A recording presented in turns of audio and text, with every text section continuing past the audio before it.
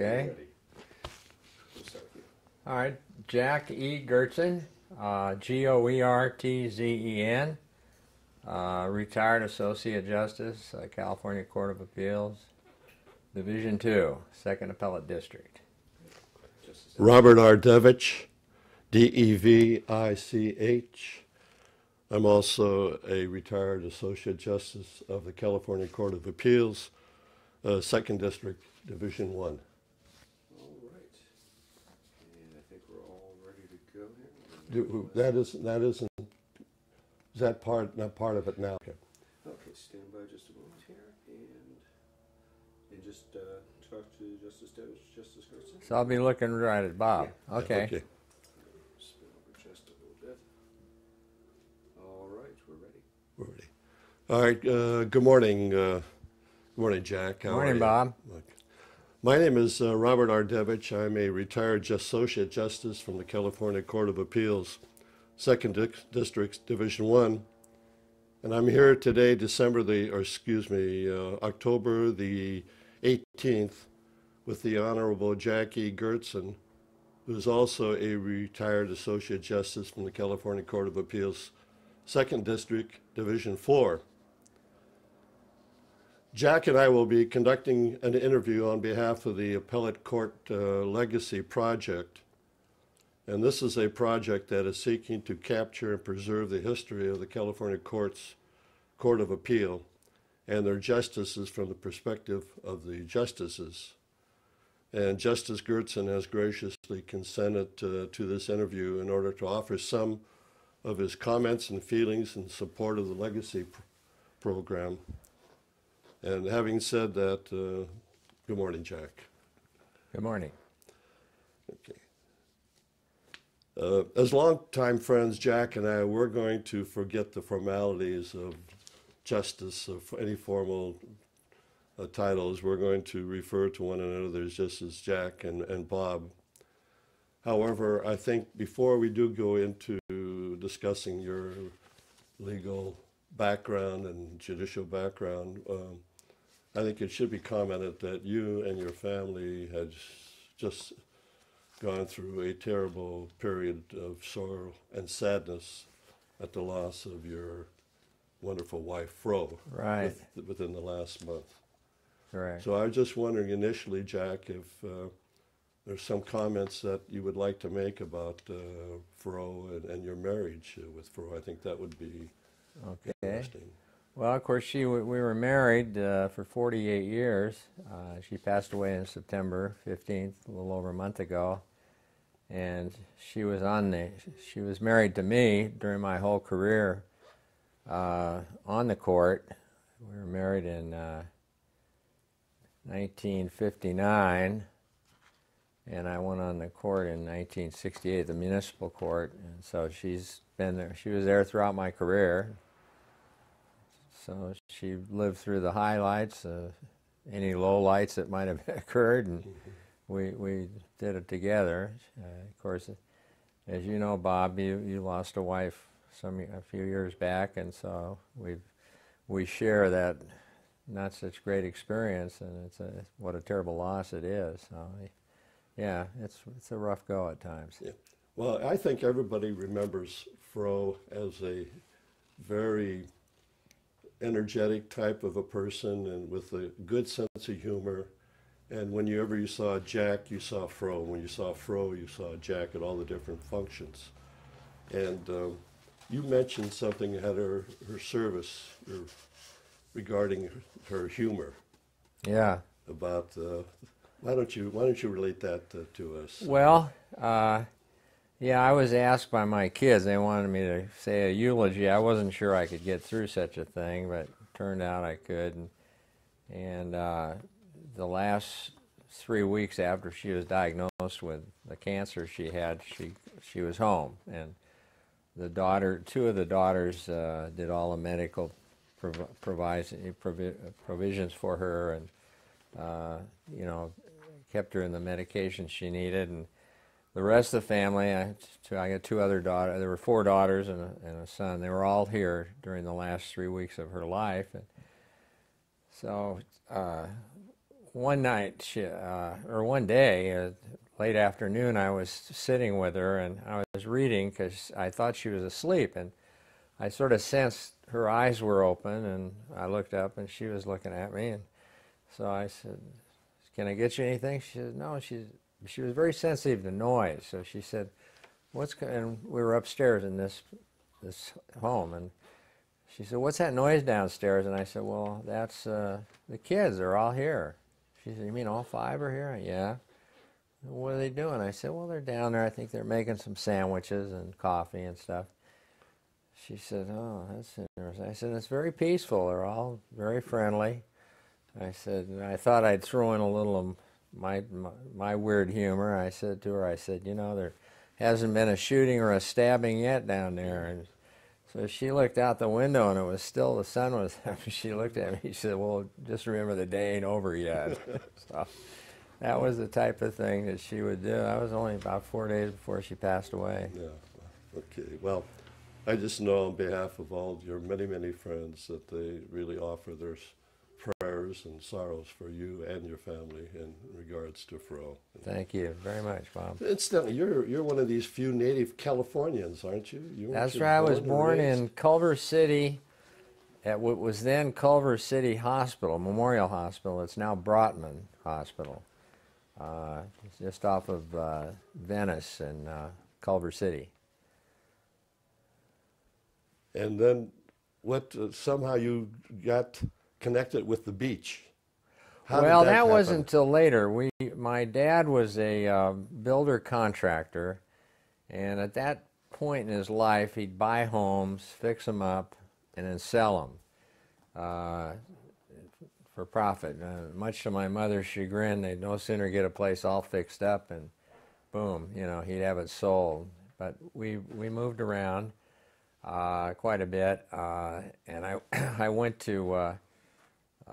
I did go to one particular junior high school, Louis Pasteur Junior High School, which was out in West Los Angeles. Then I went to L.A. High, and they were uninterrupted. By that time, he had built a 8-unit apartment, and we lived in one of the 2-bedroom apartments. I was an only child, and so I had some stability there. It was about it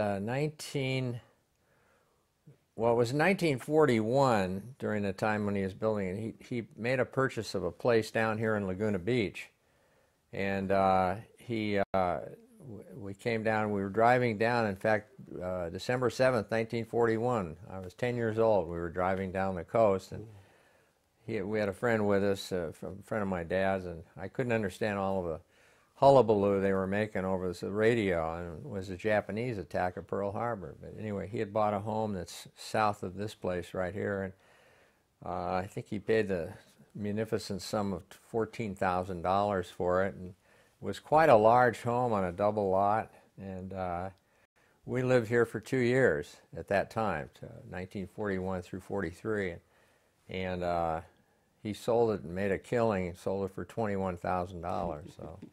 And I kind of wish he'd hung on to it and given it to me, and I had it today, because well, the way property is selling here in Laguna, even now with a lull in the market, it's still selling for huge amounts of money. But, yeah. Well, you went into the service, into the Army, didn't you, Jack? I went into the service in end of '53, and in the Army. I was stationed in Oklahoma.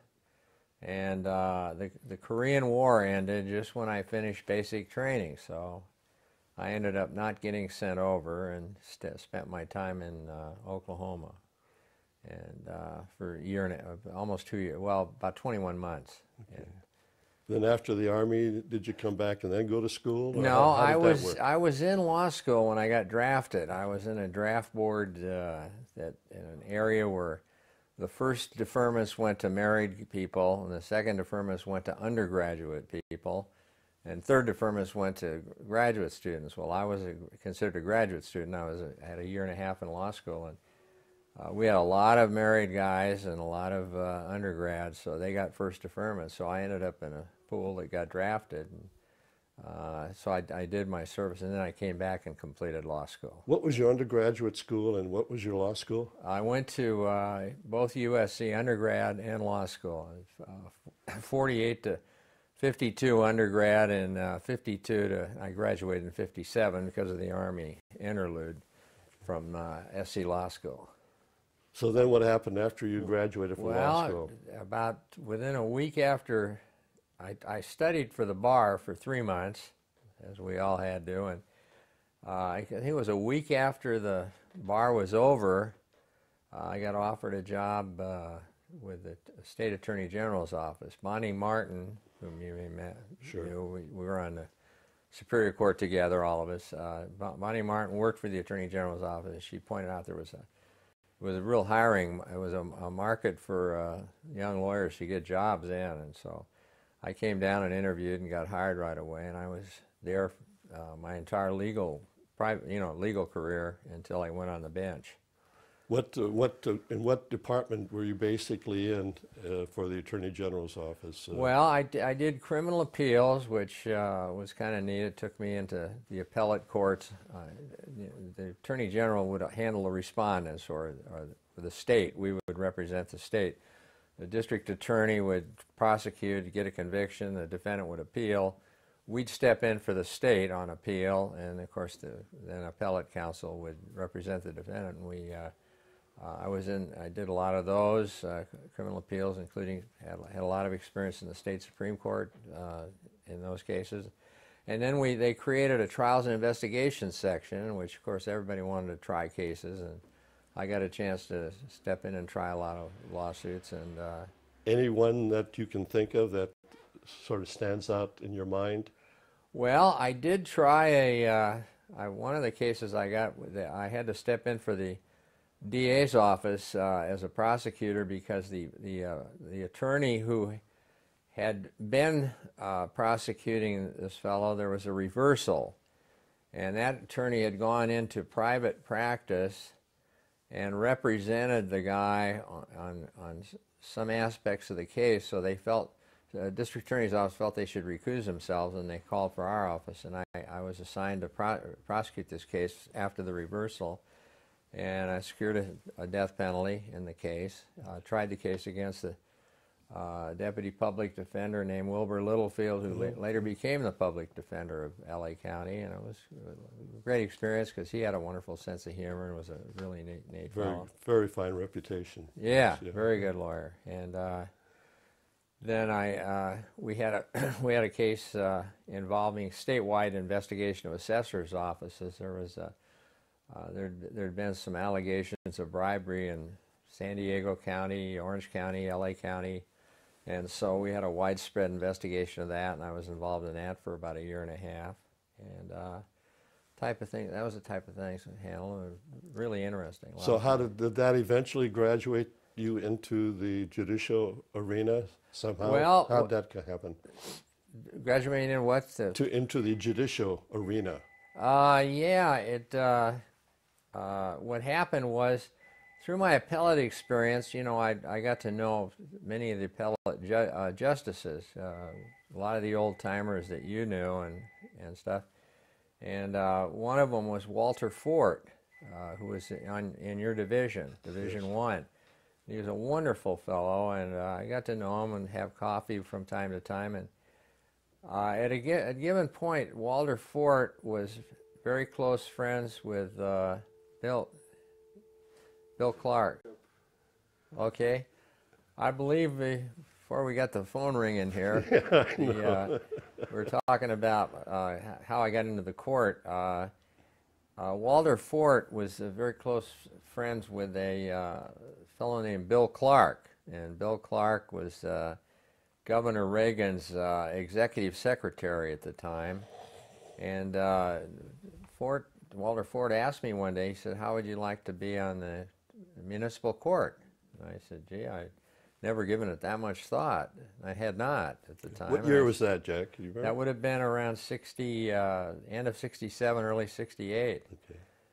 No, it was into 68. And then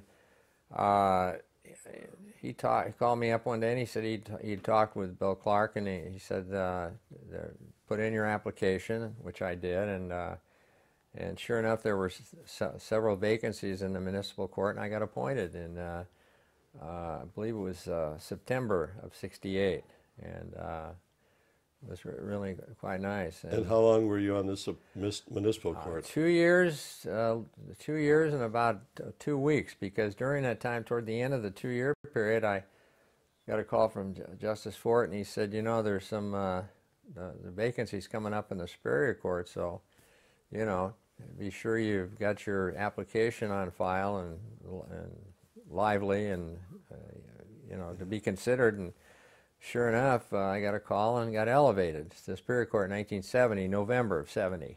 Okay. And how long were you on the Superior Court? Until I went on the appellate court, which was April of 1988. Okay. And then April of '88 to September of '91. In what capacity did you serve in the Superior Court? I think you were...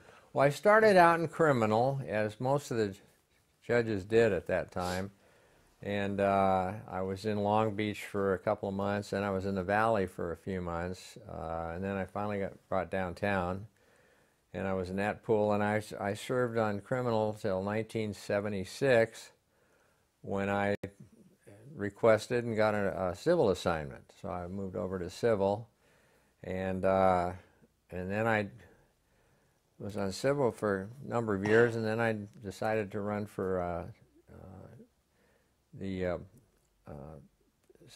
assistant presiding judge of the court, and that would have been 85, and I got elected to that spot, and then 2 years later I was elected presiding judge until I was appointed to the Court of Appeal.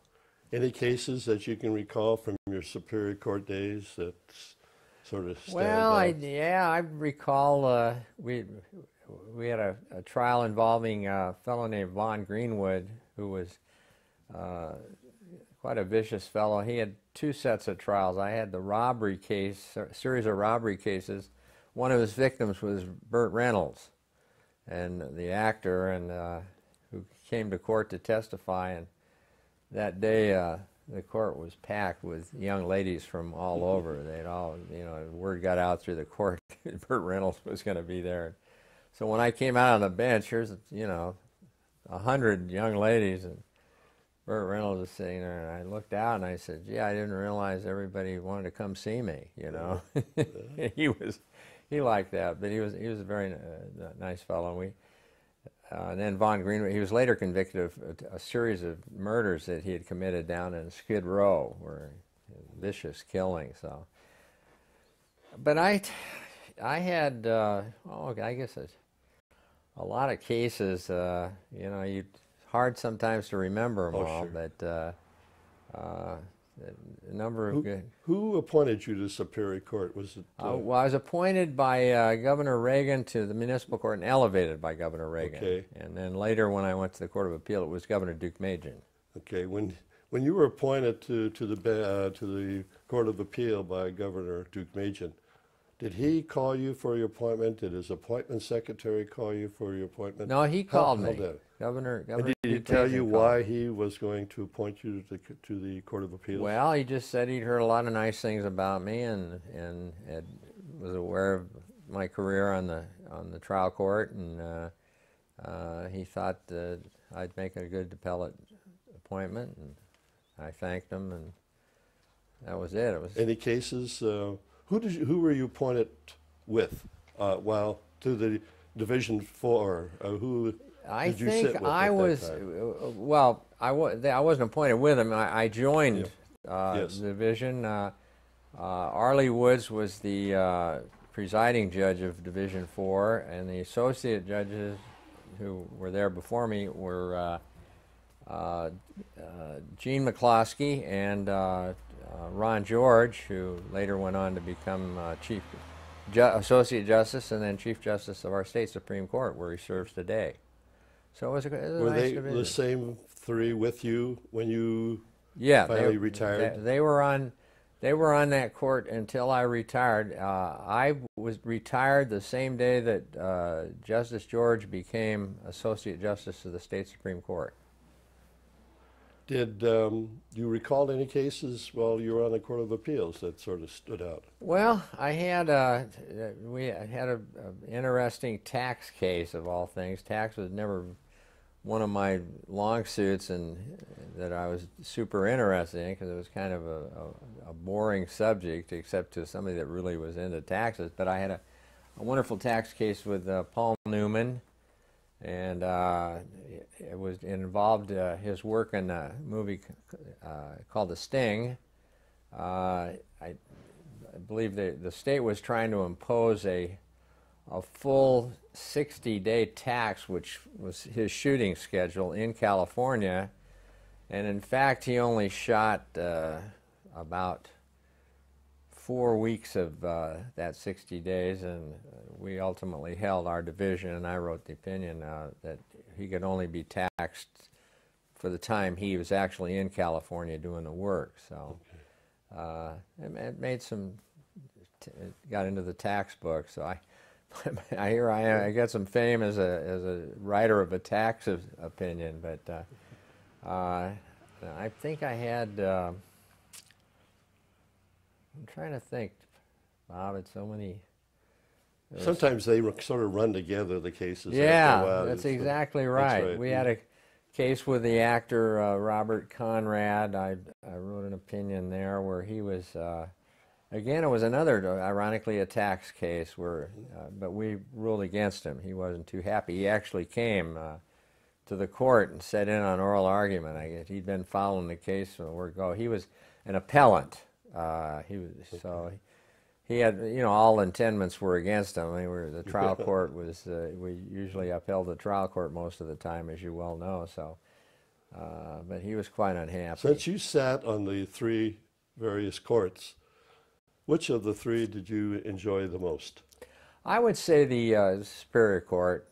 I like the idea of working with attorneys face to face, and the appellate court was a nice assignment, very pleasant. But you're pretty isolated. Well, you're a people's person. You're known as a people's person, so I would venture to guess that is where you would. Well, I think that was a feeling. I enjoyed the interaction. You go into chambers with the lawyers and discuss a case, or you make rulings. You're there in court where the battle's going on, and when we do appellate work, we're working off a trial record, and you got a couple of.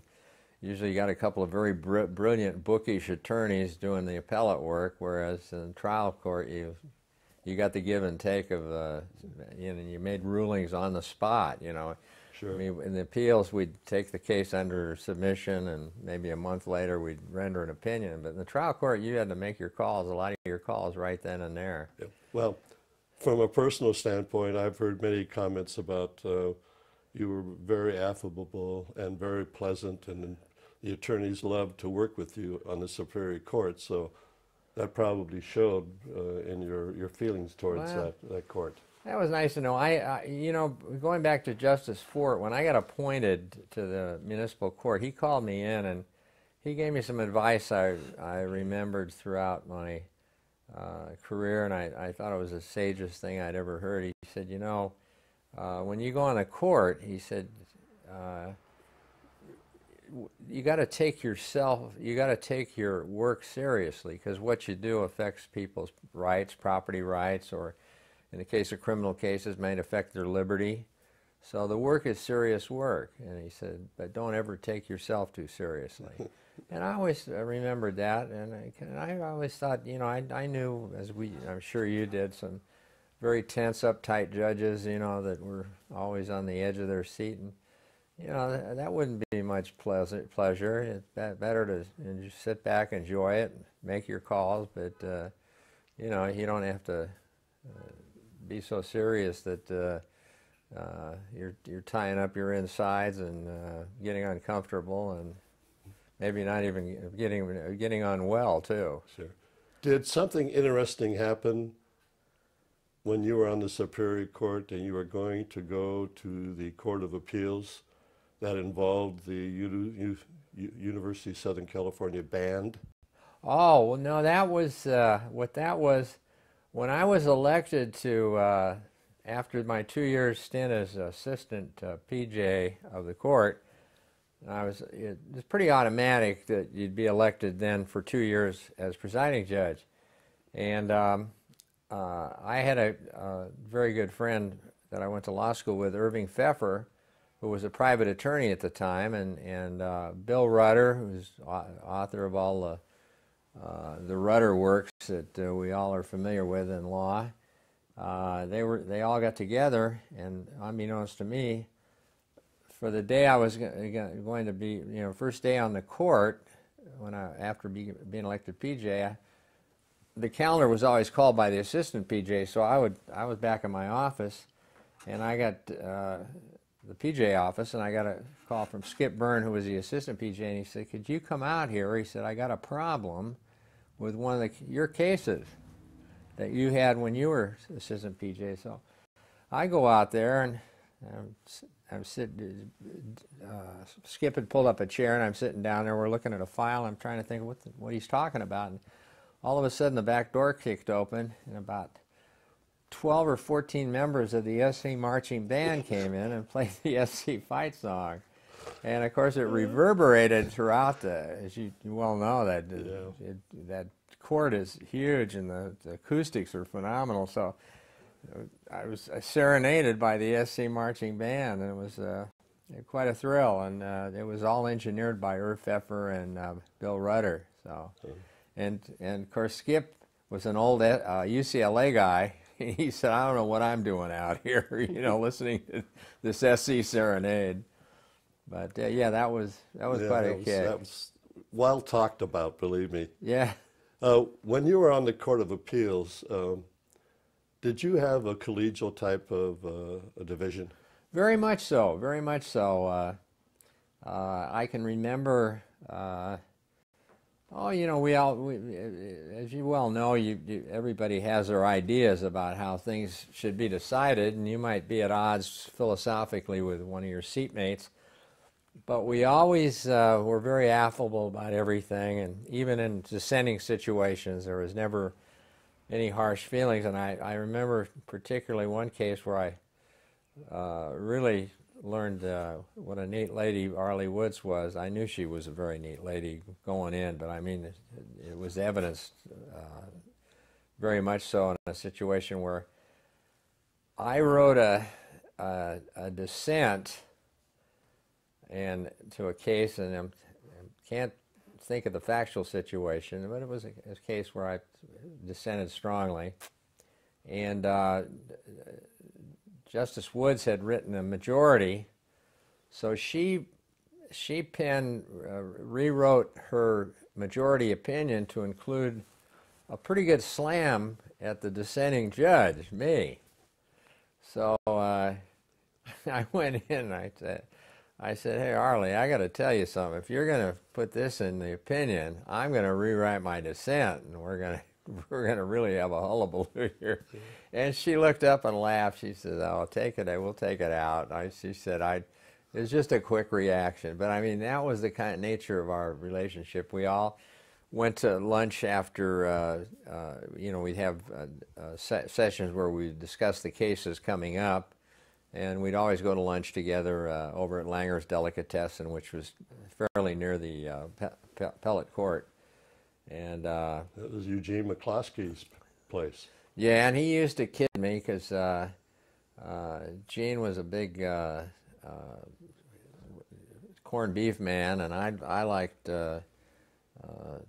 turkey, mayonnaise, and lettuce and tomato. And he says, you don't go to a Jewish delicatessen and order a turkey sandwich. You order corned beef. I drove him nuts. So you never found any lack of collegiality that affected any of the decisions? I can never remember any of the judges ever getting mad at each other. That's very important, isn't it? Oh, absolutely. You got to work together for a long time. I mean, nobody knows how long you might be sitting on that court, and if you have a hostile feeling that crops up, that could be very uncomfortable. And we never did. It was always a pleasure to come to work. Can you tell us then why you retired from the Court of Appeals when you did, and when did you do that, Jack? Well, I was appointed to the bench, I believe I was 36. No, I just turned 37 when I got appointed. And as you well know, Bob, we get a fully vested retirement after 20 years. However, to start drawing a retirement, you have to be 60. So I had a fully vested retirement at the age of 57, and they take about 8.5% of your pay per year for the retirement, and that deduction goes on as long as you're on the bench. So from the time I was 57 to 60, I was still contributing to the retirement, even though, and you know, 8% was a substantial chunk. Even though I would not benefit any by it, because my 20 years was up, and when I was 57, my percentage was fixed at 75%. So I just decided after I'd reached 60 that, you know, I enjoyed it very much, but you know, there was some financial consideration to be thought of, and plus, I'll be honest, the market at that time was very lucrative for private judges. You know. Either working independently or going with one of the groups like JAMS or you know, Is that what Bar, you did Bar after Fox's group. Is that what you did after you retired? I did. I went into. I did independently private judging for. Oh no! First of all, when I retired, I decided. You know, I had been assistant PJ for 2 years, PJ for almost a year and 3/4, and then 3.5, almost 4 years on the appellate court.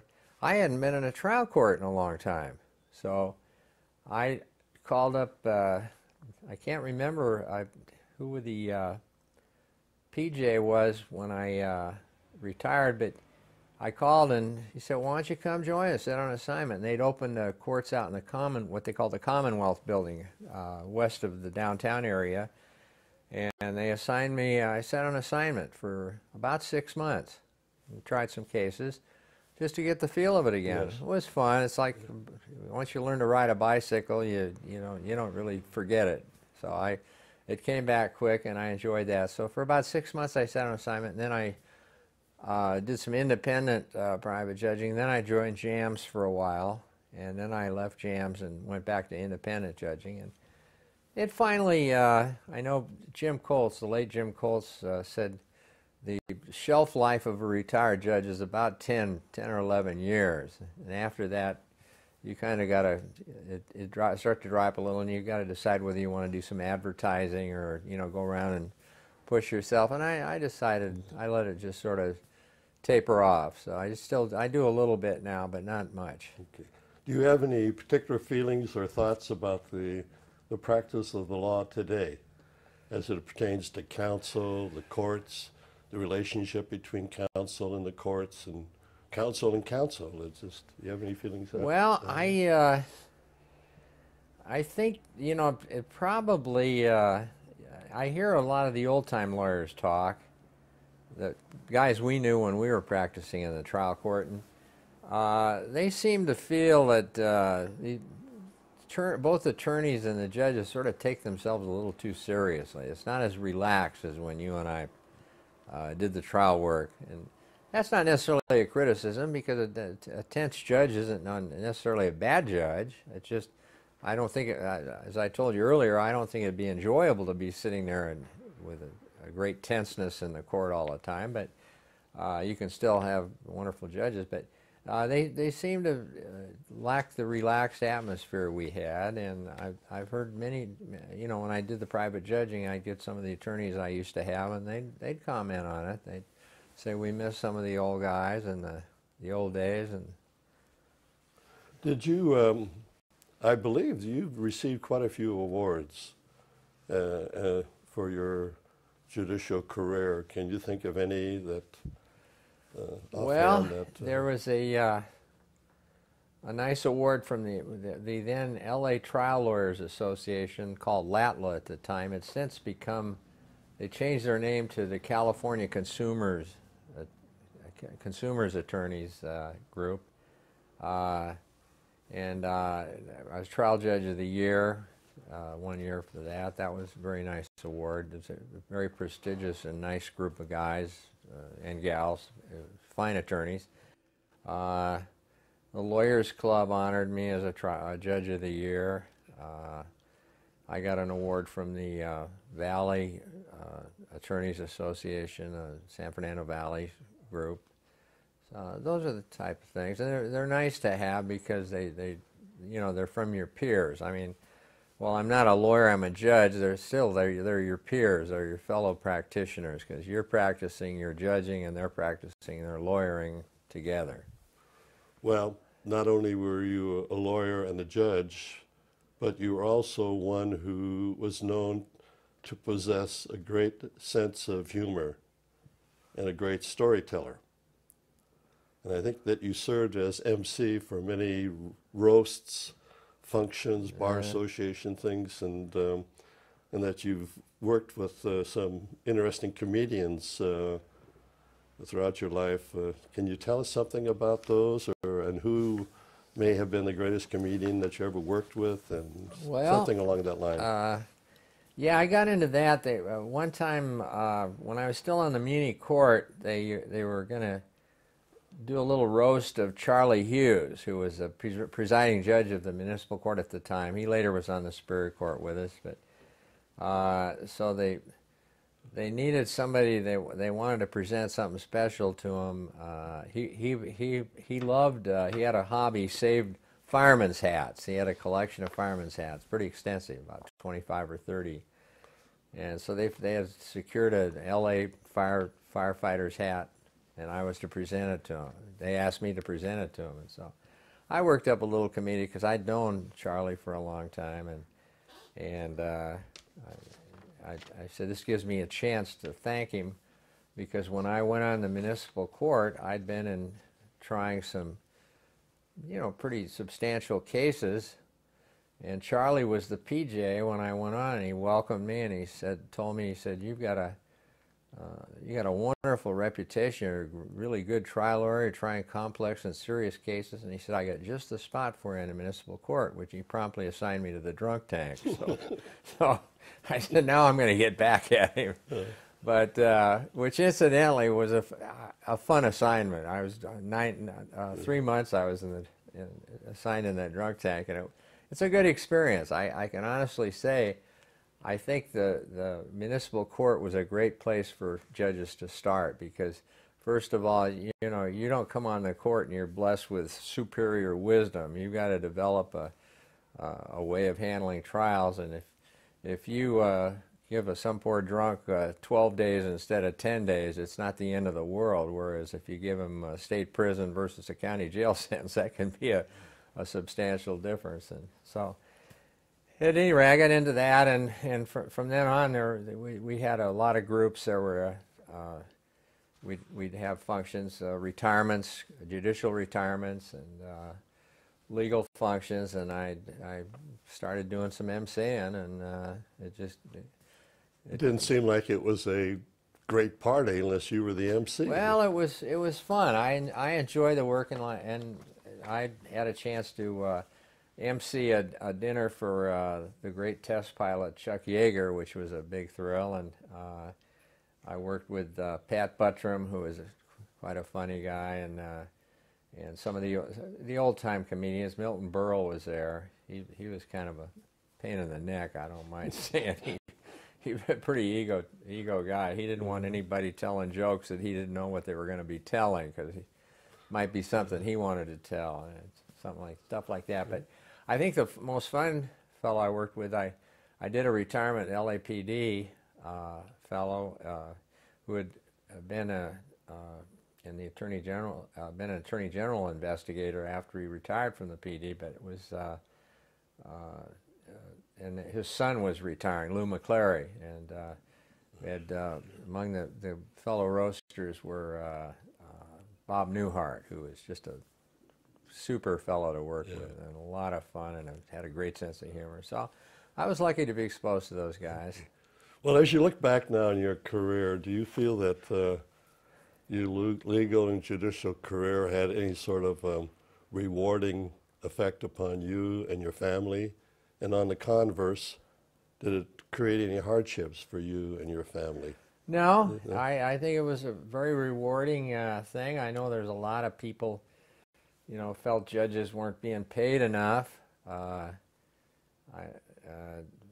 never felt too bad about it. I thought the pay was pretty adequate, and I was always enjoyed the raises when they came. But the work itself was rewarding. You felt you were doing something for your community.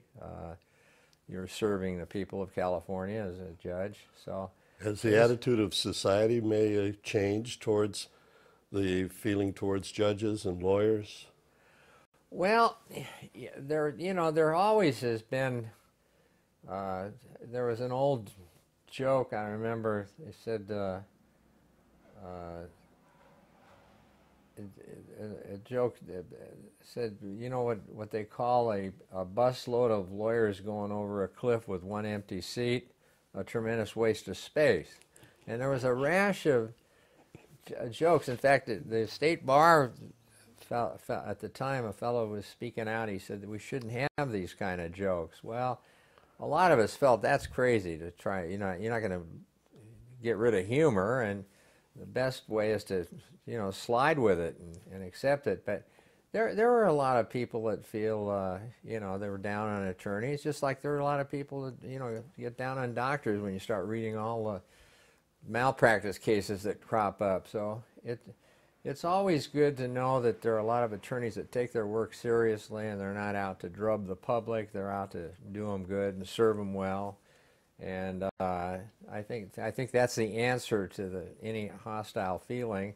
But I mean, anybody that has a bad experience and they feel the attorney caused it, they're going to be yelling about the lawyers or the judges. And you think the media has had any effect? the what? The media, has it Well, affected I the suppose attitudes? the media, they can get on a judge and a case, an attorney, and they're not always accurate in the reporting. They may feel that something was caused by a judge. There's those cases where sometimes a fellow that commits it usually involves in the sex crime area or pedophile cases.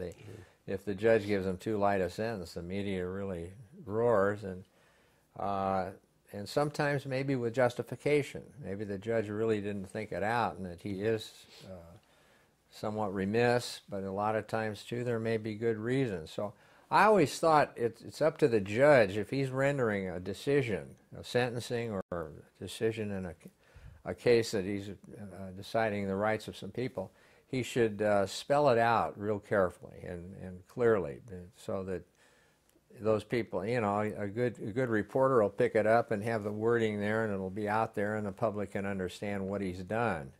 But some judges will just say, all right, you go to state prison or you go to county jail, and don't talk. Don't say, well, this crime is going to give you a break here because you did this, that, and the other thing, or I'm not giving you a break because of the nature of your offense, that type of thing. So it should be spelled out by the... Okay, looking back over your career again, can you think of any outstanding individuals that you would sort of less call heroes that influenced you throughout your legal and judicial career? You mean people that yes, that affected. Well, I always had a great admiration for Malcolm Lucas, who was the Chief Justice prior to Ron George. I have a lot of admiration for Ron George. He's a very bright, intelligent fellow who's running a tough court and running it with I think great ability. And the same with Malcolm Lucas. He always had a great judicial temperament and the way he carried himself. He made wonderful appearances in the public. These guys, when they go into public and they're good and handle themselves well, that's what the public takes away. That's a judge's judge, and it's doing other judges good to have people like that. I can't think of, I mean, I had a lot of judges, individual people I had a great fondness for, both ladies and gentlemen judges, and not too many of them that I mean, there was obviously judges that weren't all that great at the job, and we all know that, but Is there anything that maybe you can add as far as what your vision is for the future as far as the court system is concerned that you would maybe like to see happen in the future to enhance the courts? Well, I would just hope that anybody that goes on the bench would remember the responsibility it carries, both in the way they carry out their job, as Justice Fort said to me, do it seriously because what you do affects people and affects their freedom and affects their property rights. But also be more aware of the public, that what you're doing, you know, majority of our cases the public doesn't even follow because they're just, we've got a bunch of cases moving through, a plumber suing another guy for a plumbing job he did and stuff. That doesn't make the paper, but do it well. Do it. Try to do it to the extent you can make both sides reasonably happy. The loser is always going to feel bad, but I think. But as you get into the cases that might get picked up by the press, be aware of that. And as I said earlier, elucidate when you make rulings or when you make final rulings, especially, and let the public know why what your thinking is. Then if they disagree with you, so be it. But you've at least let the public know. But if you don't do that, then they just and they feel you've done the wrong thing. They can go nuts with it because you've said nothing that really defends your position. Not that you have to defend your position, but you certainly. I would say this. I've always felt that if you can't articulate in some fashion the reasons for a decision, then maybe that decision has problems with it. In other words, if it's a good decision, you ought to be able to state why. And if you feel like you just don't want to say anything about it, then it might look like you're stonewalling or something. So I just think as a future, the judges should be constantly aware that we're in a media society now. I think when you and I first started on the court, we didn't have too many cases like OJ and these cases that are, you know, they're just being followed, the Enron case and things like that. The press is on cases all over now, and they're a real media event. You didn't have programs like Court TV in those days, and so it's a media world. So I think you as a lawyer and a judge have to be aware of that and conduct yourself accordingly. Well, I can say, Jack, from a personal standpoint, that I know that you have the reputation for having conducted yourself in a very highly dignified and honorable way throughout your whole judicial and legal career. And California should be thankful that they had somebody like you as part of their court system. But I have to ask you one thing before we close, unless there's something else that you want to add after I ask this one question. I remember that you had an old-time Porsche. Do you still have it? I do. It's downstairs in the garage right now. What year is it? 1965, before I went on the bench. How tall are you? Well, I'm about 6'1½", but I've shrunken since I first went on the bench. Because I've been in that car with you, and I always wondered how you ever got in and out of that car. Well, ironically, the headroom in the German cars was a lot better in those days than the Japanese cars. I know my wife had a Nissan, and my head was right up against the ceiling. That Porsche, my head doesn't hit the ceiling at all. And I have to laugh. You have to learn how to slide in, rear end first, and swing your legs in. And what do you use for air conditioning in that car? Well, we used to kid around. We call it the 280 air conditioning. You've got two wind wings. You open them and drive 80, and that's your air conditioning. Okay, Jack. Well, we want to thank you on one hand, and then again offer our condolences. Okay, well, thank you very much. So if there's anything more that you can add? I would only offer that, you know, for highlight cases, I'm sorry I couldn't remember more of the cases, but maybe that's a fact that a lot of the cases were just regular cases. You know, they weren't OJ cases or they weren't Enron cases. But I was involved in two pieces of litigation after I'd retired as a judge.